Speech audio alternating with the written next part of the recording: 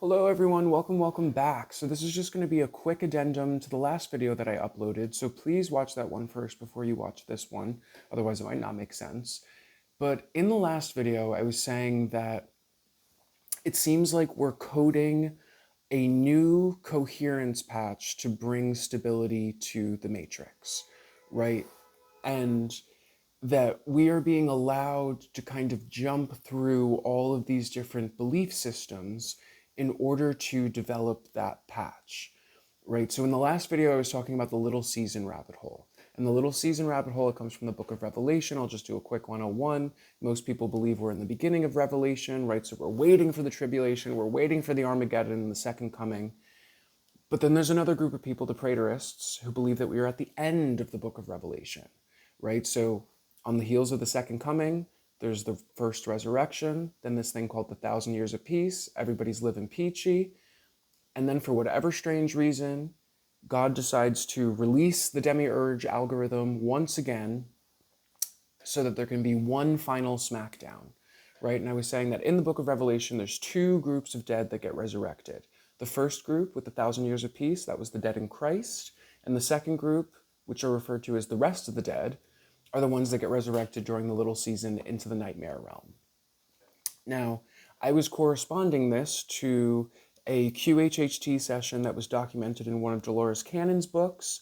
The chapter was called The Crystal Grid Workers, and in that session, the woman being regressed said that during the fall of mankind, there were two groups of dead.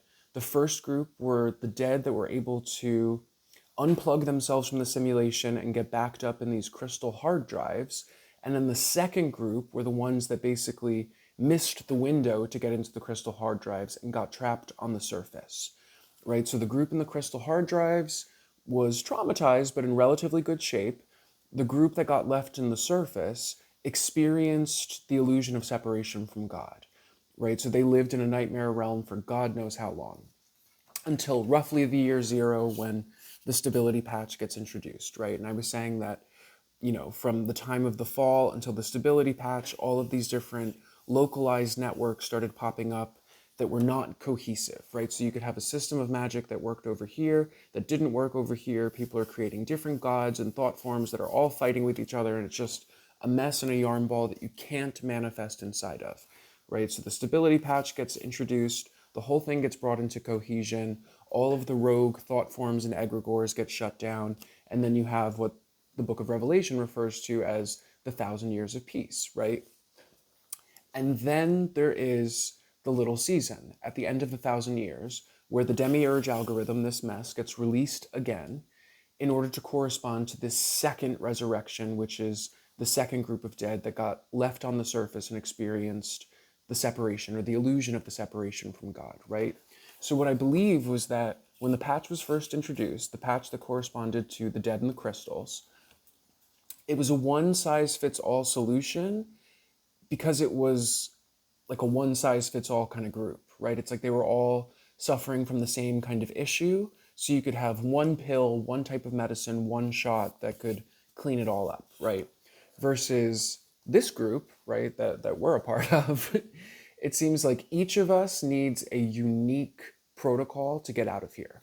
So that's why this system was allowed to propagate in order to allow us to develop whatever it is that we need in terms of belief systems, narratives, and structures to walk ourselves out of the illusion and back into coherence with ourselves, right? We're not leaving the physical matrix. We're not waking up in a ship somewhere, right? But it's just a matter of coming back home to ourselves and recognizing our power, right? So we're allowed to play with all of these different belief systems, whatever it is that we need, in order to patch ourselves back together, right? And the beauty of having all of these different systems is that it's like there's a kernel of truth that's locked in all of it, right? So we're kind of co-creating with the patch right now in order to extract all of those kernels of truth and bring them into coherence, right? So for most of us in the Western world, it's like we lapse out of the Western systems, out of the Abrahamic traditions, and then we entertain the Eastern, and we go through the paganism, and we go through this, that, and the third.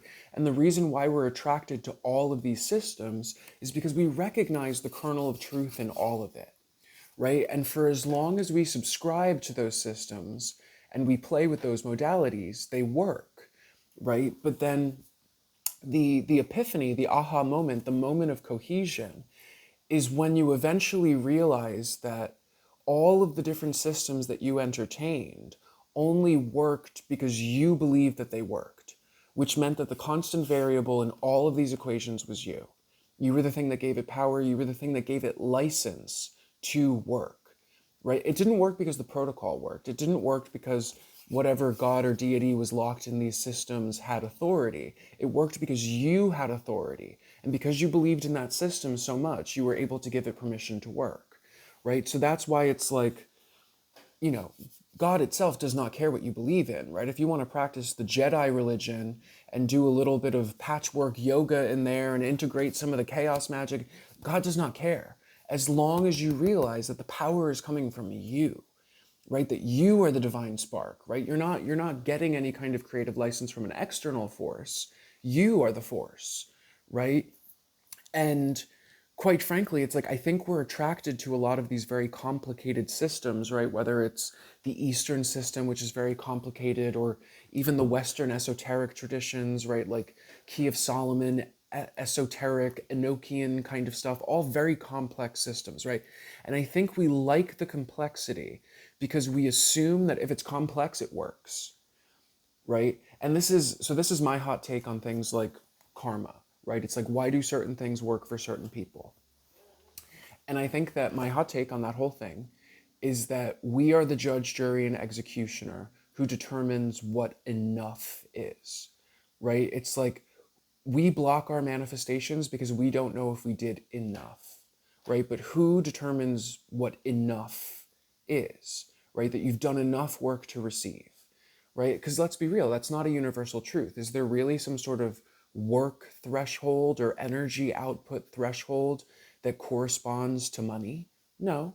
There's plenty of people out there who do not work, right? Or maybe they just click a button once a day and they're making their money, right? And they're not exhausting themselves. They're not doing anything. They're not meeting any kind of threshold or expectation, right? But we put that expectation on ourselves until we realize that the expectation is not necessary and that it only was a part of the equation because we demanded that it be part of the equation, right? And this is where chaos magicians will say that nothing is true and all is permitted, right? Because things are only true when you declare them to be true. So what's permitted is what you permit, right? So if you think it's only going to work if I work within this system, then it's only going to work if you work within that system, right? But that's also why we're being allowed to play with this, because it's like the universe doesn't care what conclusion you come to, as long as you come to the conclusion that it was you, right? So it's leading all of us to that, right? And that's why it's like, it's allowing us to explore these demiurgic spaces because we're not going to get stuck in it, right? It's like you can try to get stuck in certain situations, but it's like we've all experienced it, right? It's the hanged man energy, right? You get pushed out of something when it no longer serves you. And we experience tower after tower after tower, but then you look backwards and you realize in hindsight that it's like, oh, each tower really kind of elevated me, right? Where it's like falling upwards or falling upwards, right, into this cohesive kind of energy where we're just reintegrating all of these fractals. So the beauty of the belief system that you've built is that you have this unique patchwork system that works for you, and that's all that matters. So it's like me, as somebody who is raised in the Catholic faith and has all of that running in the background, one thing that I've realized is that it's like, it's the only thing that really kind of works for me because I do trust it, right? And it's like I have this thing in the back of my head that's like, I'm not really comfortable with the other systems because that was my foundation, right? But because of the chaos magic of it all, right? Nothing is true and all is permitted. It's like, it's just as good as any other system in terms of the names, the faces, right? It's just an aesthetic. At the end of the day, it's like any magical system, any religious system, it's just an aesthetic. But what we're looking for is that core kernel of truth, which is that you are the energy source in all of it, right? That things manifest because you've given them permission to manifest, right? But things don't manifest when we block those permissions, right? Because it's the idea of worthiness, right? Have I done enough? Well, here's the biggest the ultimate kernel of truth. There is no such thing as worthiness, at least not in the eyes of money. Are you going to tell me that successful people are always worthy of their success? Is anybody going to stand on that platform and own that? I don't think so, right? So what does that mean? Who is determining worthiness? I'll tell you one thing. I've noticed one thing about very, very, very wealthy people. They don't question their wealth. They're not surprised by it. They expect it, right? And expectation becomes reality, but it's also natural expectation. So that's what I was saying in the last video, right? The sky is blue, water is wet, fire is hot. I make money easily, right? It needs to be natural, not anything that has like a tight emotional grip to it, right? But it just needs to be a natural part of your thing. And that's why these different belief systems work when we move through them, because they feel natural, right? It's like the kernel of truth jumps out and you're like, oh, that makes sense to me, right? That it's like, if I follow that protocol and yada, yada, yada. But at the end of the day, it's like every protocol is the same. It's just the aesthetic that's different, right? It's like you have to clarify your focus and your intention. You have to visualize it as though it's something that's practical and realistic. You have to accept it as though it's something that's practical and realistic in order to release it. And then you kind of have to forget about it. Not exactly forget about it, but it's like you can't really think about it. I'm not articulating that well. It's the aspect of every manifestation protocol, every religious protocol, where you write down the intention and then you burn it. And the reason why they're encouraging you to do that is because it's like the more you think about the protocol, the more you constrict the waveform, right? Because what we're thinking is, did I do enough, right? Is some external force going to qualify me as worthy, right? Am I in the right vibrational state? Do I need to go back and make another sigil? Did I use the right materials? Did I do it at the right time of day? It's like all of those things only matter if you affirm that they matter. The time, the materials, the sigils, the protocol, all of that nonsense. What matters ultimately is, do you believe that it's possible for you? Is it something that you can experience naturally? Or does it feel like it would be an unnatural thing, right? Because it's like, if you believe that by receiving whatever it is that you're trying to manifest, that you're going to destabilize your reality, right? Because for some reason you're incompatible with it, right? That maybe you're not responsible enough, or can you handle it, or will it come with some sort of caveat, right? It's like we're manifesting all of that. But unless we get into the perspective of recognizing that we are the ones that authorize the permission slip, it's like we're not negotiating with anything, right? None of these things are gods, right? The planets are not gods. Saturn and Jupiter and these things, the elementals, the daemons, the servitors, they're programs, right? They are part of just the structure of reality, right? So if you needed something from your Alexa, right, and you were trying to say, Alexa, set a timer for 15 minutes, would you say, please, Alexa, I'm burning this candle for you and making this sigil because I'm really hoping that you're gonna. Does Alexa care if you burned a candle and made a sigil? No, she's just gonna tell you what time it is. You command it, right? At the end of the day, it's like these elemental forces, these celestial forces, it's just technology. And that's how it wants to be interfaced with, right? It's like when we anthropomorphize it and personify it and give the emotional charge to it, that's when it gets fucked up, right? And that's what happened in this system, was that people forgot what it was that they were dealing with, that they were just dealing with technology, and they started creating anthropomorphized thought forms with emotional charges that were pinned to these different elementals and celestial bodies, right? So it's like taking, the planet Jupiter, the wandering star that's in the sky, developing a thought form or a servitor or an egregore or a tulpa or whatever, and then like pinning it to the celestial body, right? That's all that these people were doing. You don't want to work with any of those. You do not want to work with anything that has a personality or that thinks that it's some sort of entity. We're not engaging with any of those things. We don't need to engage with any of those things. And we're not at the mercy of any of those things, right? But it is a matter of recognizing that the thing that we're actually working with is technology that corresponds to us, right? It's like it really is an extension of the body, right? Because it's as above, so below. Everything that takes place in this reality has to be physically represented within it, right? So it's like The actual operating system itself is represented by the astrological clock, right? It's just a representation, but that same algorithm is also part of our nervous system, right? The chakra suit, whatever you want to call it. So it's all internal, external, yada yada, all of the correspondences, right? Or the four elements, right? Including ether, the five. Those all exist within us, right? We have the water, we have the air, we have the earth, we're made of it. So it's not a matter of trying to beg for the approval of these outside things. It is a matter of just remembering that this body, the meat suit that we live inside of, is the controller that activates the matrix itself. It is the controller that steers the chariot. It is the chariot, right? The chariot is the seven, which is why it corresponds to the seven chakras and the seven luminaries in the sky and the 77777, right? But it's just a video game controller, right? It is not an emotional experience. It is a transaction, right? And that is the easiest way to kind of get through it, is to remove the emotional charge from money, right? It is effectively just a natural force, right? And it has to feel natural, right? That it's just an aspect of reality. Again, the sky is blue. You're always making money.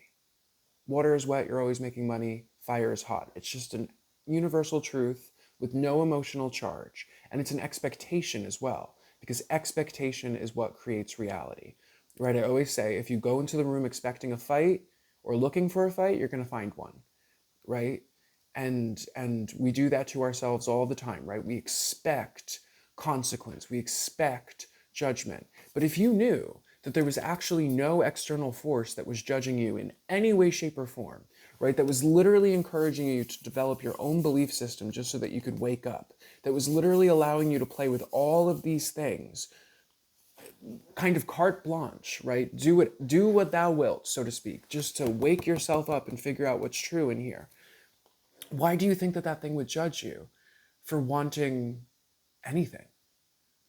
Quite frankly, there's no judgment whatsoever. If it's going to let you cosplay as a Jedi just to get yourself done, I don't think it's going to care if you want a nice handbag or something. It does not care, right? All it wants to know is what you believe to be cohesive and sustainable and compatible, right? But for as long as we think to ourselves that money is going to compromise our integrity, then we'll always block it.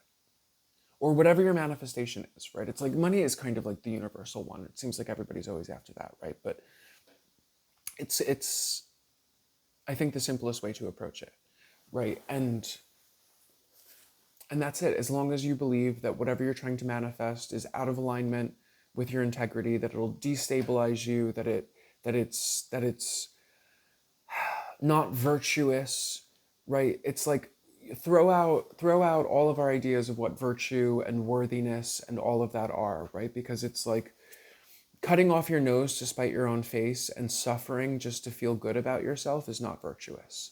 And we do that to ourselves all the time, right? And we think that there's going to be some sort of reward for suffering. There's none, right? It's just that we are the judge, jury, and executioner of our own reality. We dole out our karma. We determine what's going to be good and what's going to be bad, right? That's why it's not a good idea to gossip about people, right? Because it's like, if you cast judgment upon something else and say that that behavior is worthy of some sort of consequence, then go, ooh, girl, it's coming right back to you, right? Because you know you're only judging that person because you do it too, right? Not you, but you know what I'm saying. The folks, right? The folks, that's what they do. Should I just leave it there? I guess I'll just leave it there. I am still doing readings, by the way. I'm sorry that I haven't been doing readings on this channel. Thank you to everyone who's been booking readings. If you're interested in a reading, you can definitely hit me up. All the info is in the description box. I'm also doing gift cards for the Christmas season. But in terms of readings, it's like, let me just clarify that the readings are not about what is happening to you. It is always about what's happening through you. And I work with this spread that I call the algorithm spread that works with those 7 variables, right? The 7 luminaries, the 7 chakras, to basically give me a diagnostic portrait of your unique energy body. Because I do believe that we all manifest things differently, and we all kind of manifest against ourselves differently, right? But it's like we just have different correspondences and different chemistry and yada, yada, yada. And this spread just really kind of shows you how to take the reins of your own narrative, right? Because that's what I believe. You are the author of your story, right? It's like things are not happening to you, they are happening through you. And you do have a great deal of control over your own destiny, right? Where you are driving this thing. And of course, there's fated things that the universe is bringing to you, and that's completely different. But that's the way that I read, and that's why I think a lot of people have had success with manifestation on the other side of these readings, because on the other side of it they walk away believing that it's possible, and they see where they were blocking themselves. And I guess that really is it. You kind of don't need a reading if you know that. If you believe that it's true, then it's going to be true. If you believe that it's possible, then it's going to be possible. Is there really anything in here that's not possible? All things considered. You know what I'm saying? At least in terms of the things that are on your bucket list of experiences, they're all possible. So have fun experiencing all of them, because you will. And I guess I'll just leave it there. I love you guys. Bye.